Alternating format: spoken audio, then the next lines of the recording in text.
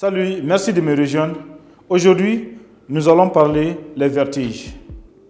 On estime que 15 à 30% des adultes présentent au moins un épisode dans leur vie.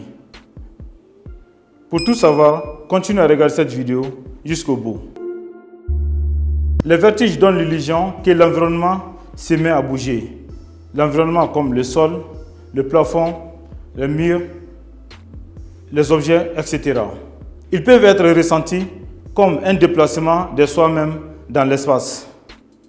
Le mouvement ressenti est le plus souvent circulaire, comme si la personne était sur un manège, mais aussi vertical, comme si la personne était dans un ascenseur, mais peut aussi d'apparenter à un balancement ou à une sensation de chute dans un trou.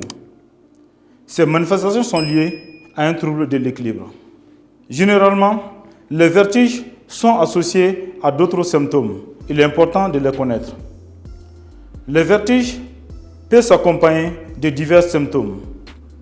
Nausées ou vomissements, sière, des pertes d'audition, acouphènes, maux de tête, etc.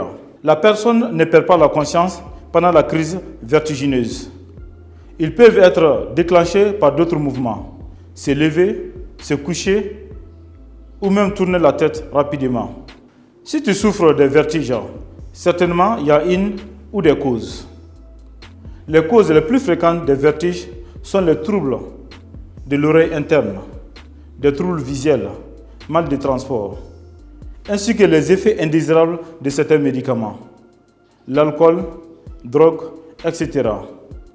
Plus rarement, une augmentation de la pression à l'intérieur du crâne, des lésions des nerfs du cou, du nerf acoustique, du nerf auditif, une tumeur du cervelet ou même une sclérose en plaques. Chez les personnes âgées, les vertiges ont fréquemment plusieurs causes associées. Souvent, il y a certains de mes patients qui me posent la question pour savoir les critères d'un vertige grave.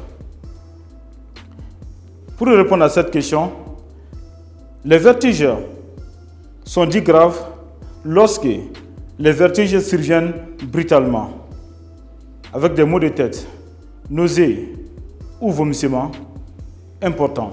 À plus forte raison, s'il existe aussi une fièvre élevée, difficulté à parler, les troubles de la sensibilité, une mauvaise coordination. Dans ce cas, c'est une urgence médicale. Il faut consulter sans attendre. Est-il possible de prévenir les vertiges? Certainement, tu te poses la même question. Contrairement à d'autres problèmes de santé, les vertiges sont très difficiles à prévenir. Qu'il s'agisse des vertiges positionnels paroxystiques bénins ou des vertiges dus à une infection de l'oreille interne. Si tu souffres de vertiges, c'est très simple. Il y a une manœuvre à appliquer. Par exemple, si tu es en position debout, commencez assise sur un lit ou sur une chaise. Tournez la tête à 45 degrés du côté qui déclenche les vertiges.